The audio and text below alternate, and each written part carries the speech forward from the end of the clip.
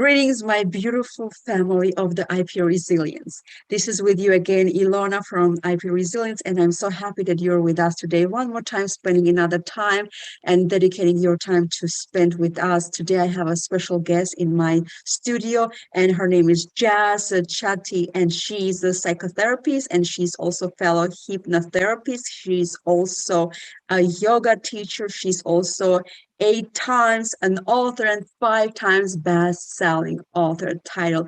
And today we will be speaking to her about her journey, how she achieved that title, and her passions, her dream, and also about her current book that she is on a journey. Hi, Jazz. How are you today? Hello, Ilona. I'm very well, thank you. I'm so pleased to be here with you. And hello to all the viewers that are watching, listening.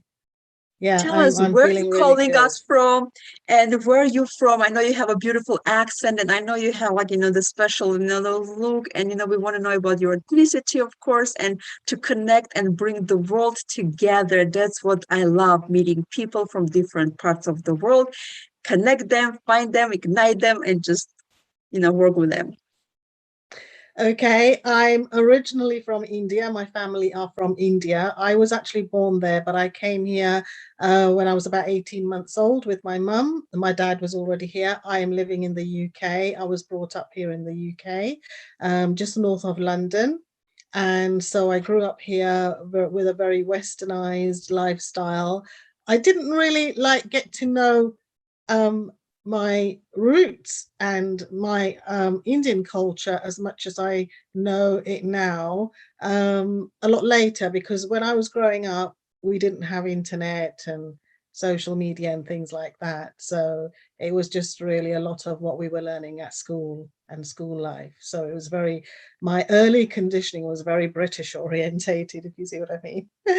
Yeah, and but it was good. It was really good. I loved my school days, really enjoyed it. And so that's kind of like a little bit about my background. I thought, I grew up with rock music and pop music and like any kind of European kid. And it didn't really hit me until I left school. And then suddenly I was trapped into um, cultural norms that I just wasn't expecting. Cultural sort of ways of being that I found really difficult. I couldn't cope with. So it was like my life had turned into a bit of a nightmare situation. And it was really hard for me to kind of do anything about it. I had completely lost my voice. I had no voice at all. And I was part of this cultural norm that I'm talking about. I was expected not to talk. It was be seen and not heard. So my voice was getting shut down more and more day by day. And I was suppressing all of my self, my emotions, my feelings. I lost sight of who I was, what I was. This young, free girl that would stand in front of the mirror and singing to all these pop songs and dressing up and meeting her friends. All of that went. I began to shrivel up into um, like a ghost that just was walking on eggshells. That's how my life kind of then started to be. It was really interesting though. I had a taste of it and then I kind of was pulled out, but then it was like going, that saying, out of the fat and into the frying pan. That's what happened to me. So there was a taste of it and then it was like I was taken away from that, but I was put back into a worse intense situation that really fried me. Okay, that really fried me, but that was also the making of me, because what happened was I went through a really traumatic time, a lot of abuse, and trauma, I found myself feeling like the loneliest person on the planet, even though there were people around me. And this loneliness just started to sort of like seep in, and it was overtaking me.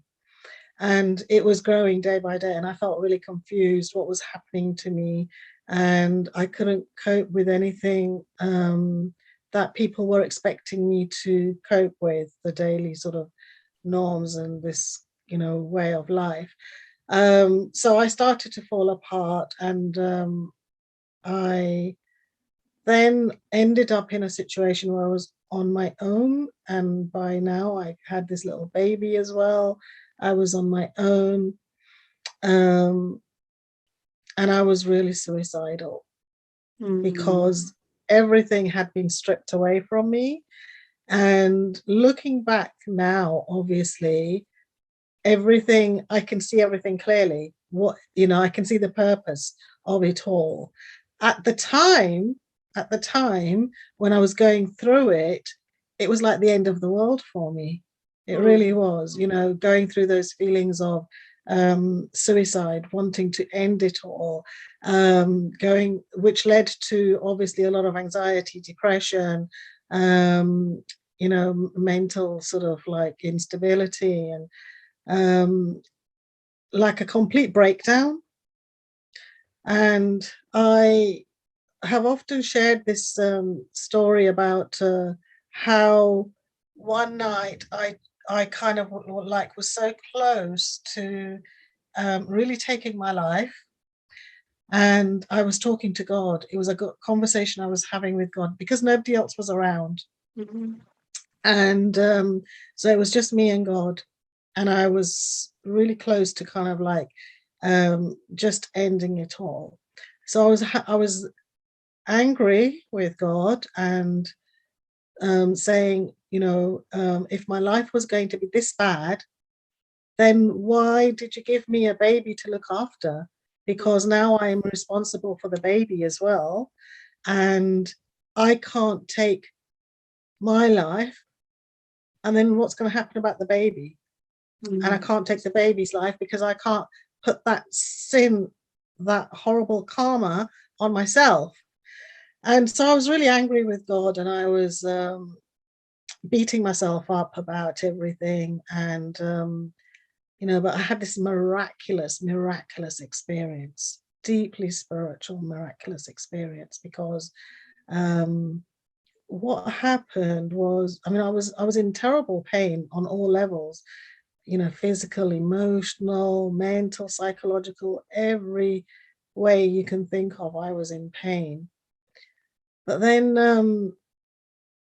and I was really, I was on the floor and I was like banging the floor with my fists because I was just in so much pain. But then this miraculous experience happened where I started to see this white light, and the room just filled with this white light. And as this light was growing, I noticed that the pain was just going away. I was beginning to feel this peace. And then I started to hear a voice whispering in my ear, and it was the footsteps poem, the footprints, the footsteps poem, which I didn't know what it was about at the time. And it was whispering in my ear, and I said, like, who are you talking to me? Who, what is this? And then I felt myself like, like a baby. I just felt myself being like held like a baby. And there was like a rocking. I was being soothed. And it was almost like somebody was, singing a lullaby to me. And I was just feeling held and rocked.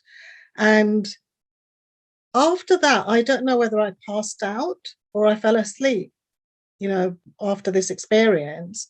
But what happened was when I did wake up, which seemed, like almost like the next day because it was early hours of the morning, I was wondering whether it was all a dream and what had happened. for a while, and then I realized, so I backtracked, and then I realized, everything that had been going on and what had happened.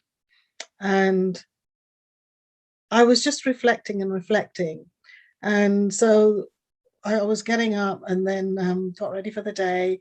And just nearby where I was living, there was this secondhand shop where I used to sometimes pop into just to browse around and just to break the day up, and take my son for a walk in the pram, because he was a baby. So I used to put him in the pram and take him for a walk.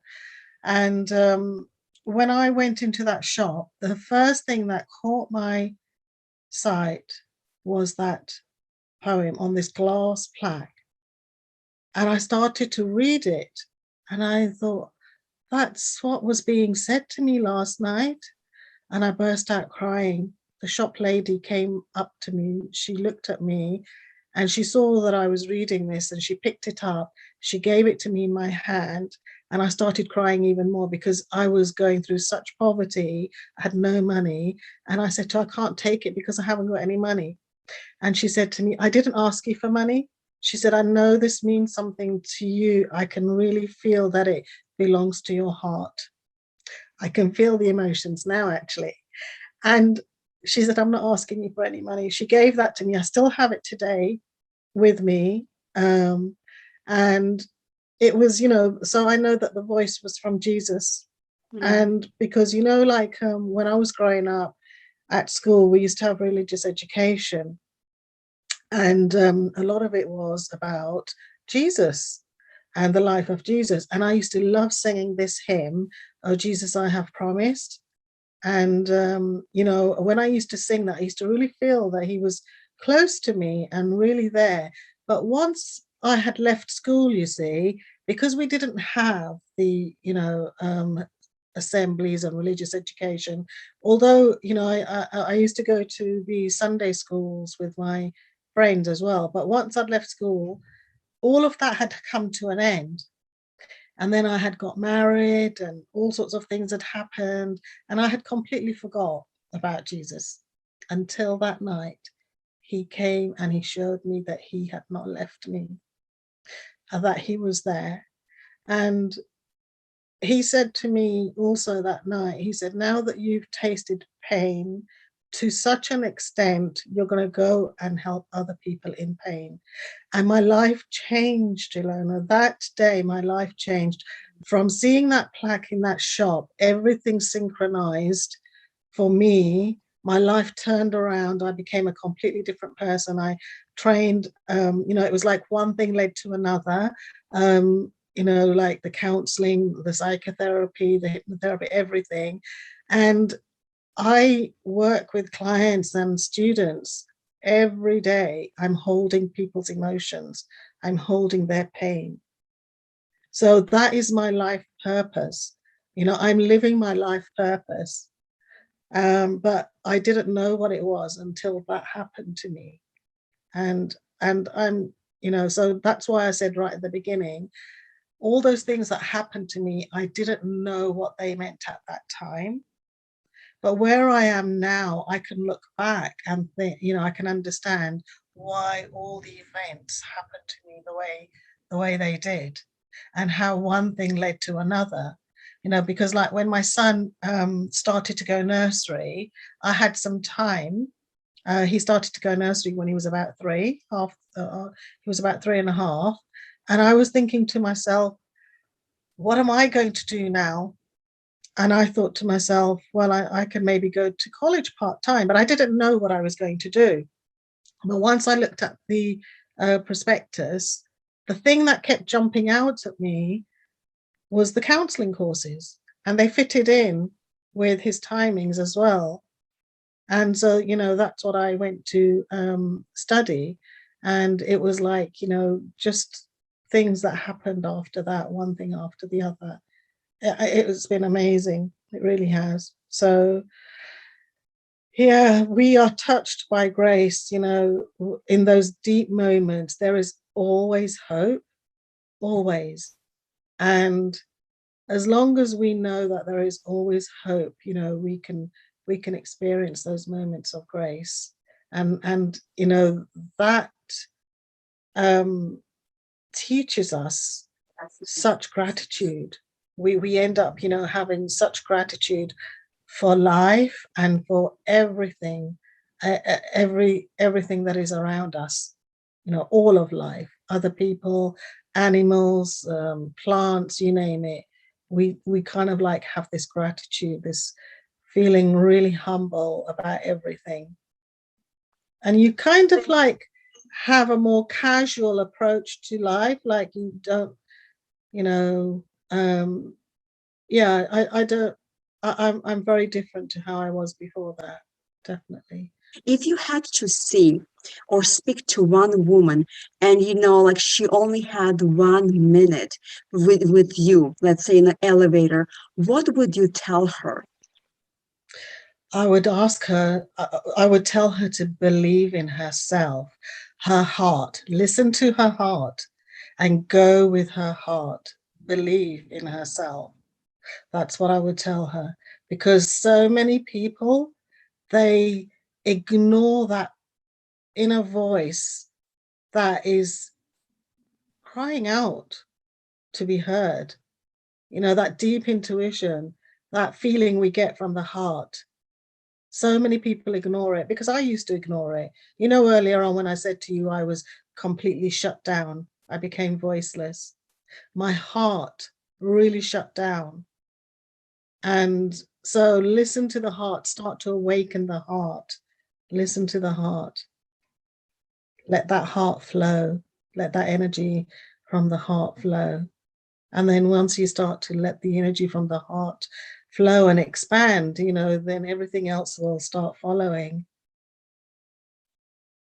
I really love what you said and how you took this time and pretty much just speak to her heart, not to her head, because there's lots of people that are trying to sound so intellectual, let's say.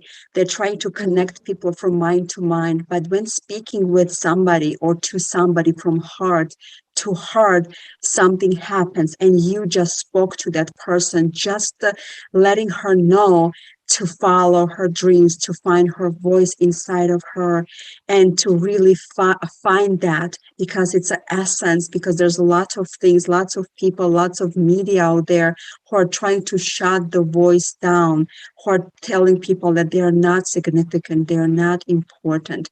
What they had to say has no meaning and no value.